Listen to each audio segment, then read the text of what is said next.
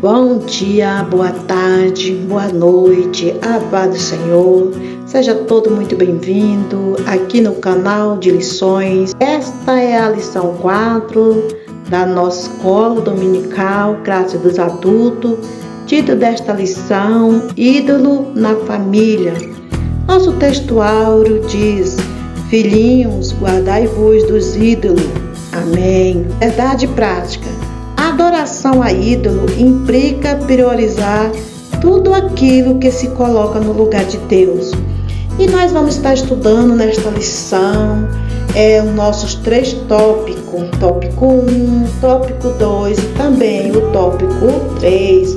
E vamos nós para nosso primeiro tópico desta lição, de número 4. Por meio desta lição, refletiremos sobre as formas sutis, como a idolatria pode se instalar nos lares, abrindo espaço para outros pecados e causando grandes prejuízos à família. No nosso tópico 1, nós vamos estar apresentando o contexto no qual Raquel furtou o ídolo de seu pai Labão. E vamos nós para o nosso tópico 1. O nosso tópico 1, os ídolos encontrados na tenda de Raquel. Ponto 1, a fuga de Jacó e sua família para a terra prometida.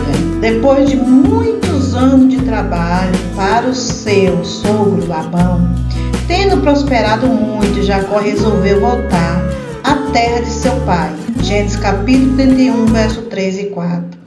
Em função do seu ressentimento que existia entre ele e seu sogro, e não vendo possibilidade de liberação para viver sua própria vida, Jacó resolveu fugir da terra de Labão, sem falar nada a ninguém. Quando foi descoberta a sua fuga, Labão e seus filhos resolveram ir atrás dele para fazê-lo voltar. Gênesis capítulo 31 e verso 22 e 23. Ponto 2. Labão descobre o furto de seu ídolo doméstico.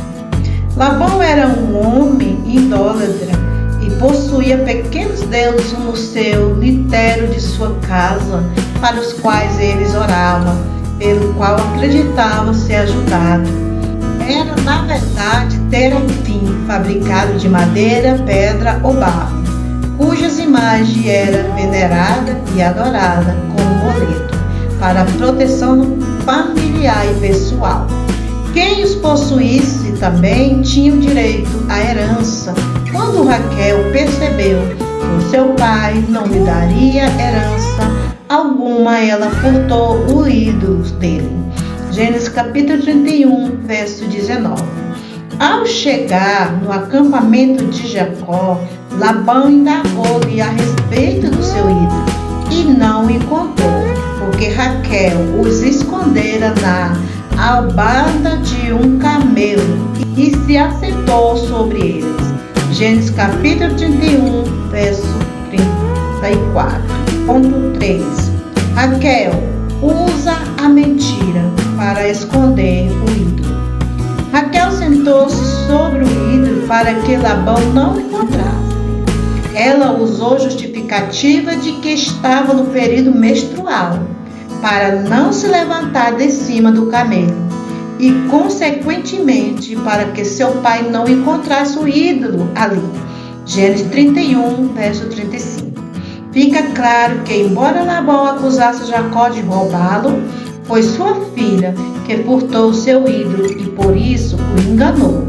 E Labão não encontrou seu ídolo, e esse episódio gerou uma grande discussão entre Jacó e o seu sogro.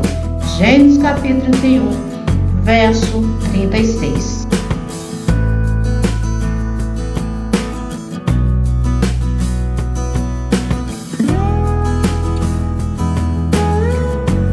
Vamos nós para o nosso tópico 2 da nossa lição de número 4 dos segundo trimestre de 2023. No ponto 2, nós vamos estar explicando o cenário político-social de Israel quando Mica abraçou a idolatria.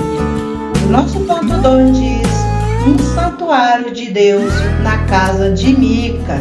Ponto 1, a idolatria e o caráter antiético de Mica. Juízes, capítulo 17, verso 1 a 4. Trata um nome especial cujo significado é: quem é?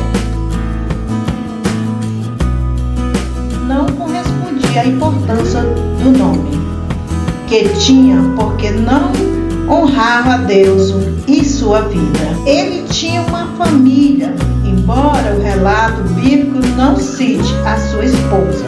A sua mãe vivia com ele e era muito rica. O povo que vivia na região montanhosa de Efraim tinha se corrompido por causa da idolatria. Havia em Israel de muita geração um abandono total ao mandamento da lei de Moisés. Juízes, capítulo 8, verso 27. Em que o povo de Israel aderia ao secretismo religioso, que implicava uma apostasia total à lei do abandono, à lei do Senhor. A família começara a adorar este secretismo religioso dentro de suas próprias casas, admitindo ídolos caseiro para os quais faziam o culto e o adoravam, como objetivo de obter favores materiais. Os valores morais e éticos foram abandonados e Mica era fruto dessa corrupção moral. Por isso, não foi difícil para ele roubar a própria mãe. Ponto 2.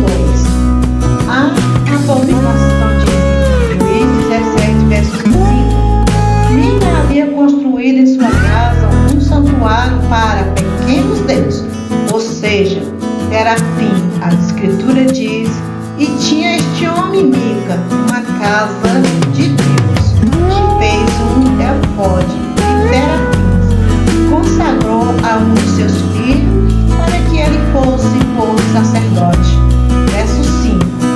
Mica havia roubado a própria mãe, sem que ela soubesse. Ele levou consigo 1.100 quilos de prata, equivalente a 3 quilos do metal. Visto que a sua mãe não sabia que era seu próprio filho que ocultara, ela lançou maldições sobre o ladrão. Juízes, capítulo 17, verso 2. Temendo sofrer com a maldição da mãe, Mica foi à casa dela e confessou seu pecado, e a restituiu completamente todo o dinheiro. Porém, ele restituiu aquele dinheiro à sua mãe. Juízes, capítulo 17, verso 4. Sua mãe retirou a maldição e tomou parte do dinheiro e o deu ao orível para que fizesse imagem de escultura para a casa de Mica. 3. Mica tinha uma casa de Deus. Juízes 17, versos 5 e 6. Pelo contexto bíblico, a família de Mica era de judeus, mas desviando-se da fidelidade a Deus, servia aos falsos deuses, representado por pequeno ídolo chamado terafins. Mica e seus familiares afirmavam estar servindo também ao Deus de Israel.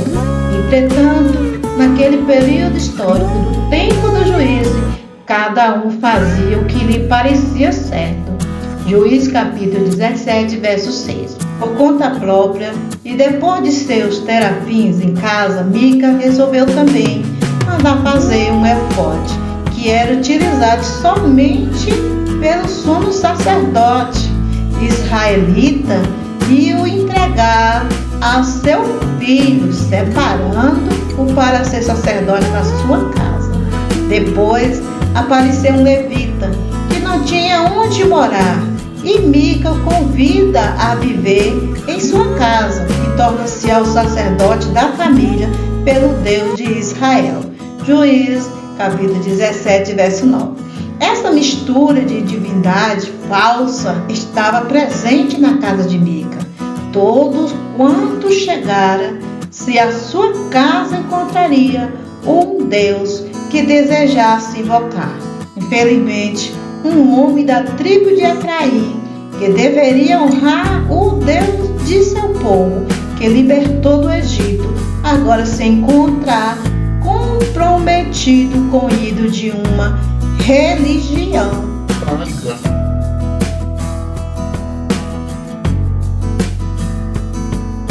E vamos nós para o nosso tópico 3. Tópico 3, nós vamos estar trazendo aqui alerta acerca dos perigos da idolatria no seio familiar do povo de Deus. Aqui está o nosso tópico 3, que diz a idolatria dentro dos lares. Nosso ponto 1 diz os ídolos domésticos dos tempos atuais. O apóstolo João enfrentou em seu ministério um problema com os brasileiros de familiares cristãos que tinham dificuldade em abandoná-lo. Por isso, o apóstolo Paulo aconselhou guardai-vos dos ídolos. 1 João, capítulo 5, verso 21, que também foi a nossa leitura textual. Para uma pessoa não crente em Cristo, a vida cristã é irreal, já que o que se vive no mundo vive-se pelo que se vê e sente, e não pelo que a vida cristã exige. Ora, os ídolos são temporários e representam aquilo que é falso e vazio, porque são enganosos. Qualquer coisa pode se tornar um ídolo dentro de casa, como um exemplo, um emprego, um carro, um dinheiro, um filho, um pai ou uma mãe, um estilo de vida. Ora, como identificar a idolatria dentro e fora de casa? Paulo escreveu aos Coríntios, o ídolo nada é no mundo. 1 Coríntios capítulo 8, verso 4.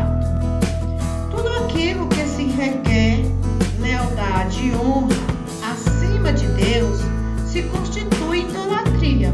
Por isso é um perigo endeusar pessoas, colocando-as na posição ou acima do próprio Deus. Ponto 2. Identificando os ídolos modernos dentro dos lares. A proliferação da cultura, da mídia, entrou em nossa casa e, queramos ou não, convivemos com ela no dia a dia.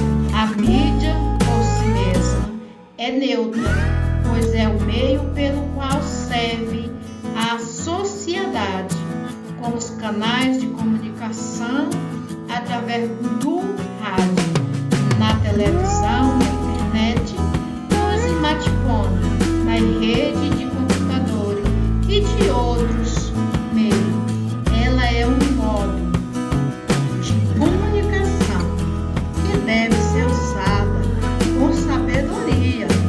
Entretanto, não podemos ser manipulados por ela, que faz parte de um mundo teológico, intelectual, no qual todos vivemos. O que não podemos é fazer o uso acrítico desses instrumentos. Precisamos levar em conta o cuidado quanto ao perigo da concupiscência da carne, dos olhos e da soberba da vida. 1 João, capítulo 2, versos 16 e 17. Nosso ponto 3 diz: precisamos reagir contra o inimigo da família. Jesus disse em seu sermão da montanha: vós sois o sal da terra, e se o sal for insípido, com que se há de salgar? Mateus 5, verso 13. A igreja é o sal da terra e é por isso a única instituição da sociedade capaz de evitar a corrupção dos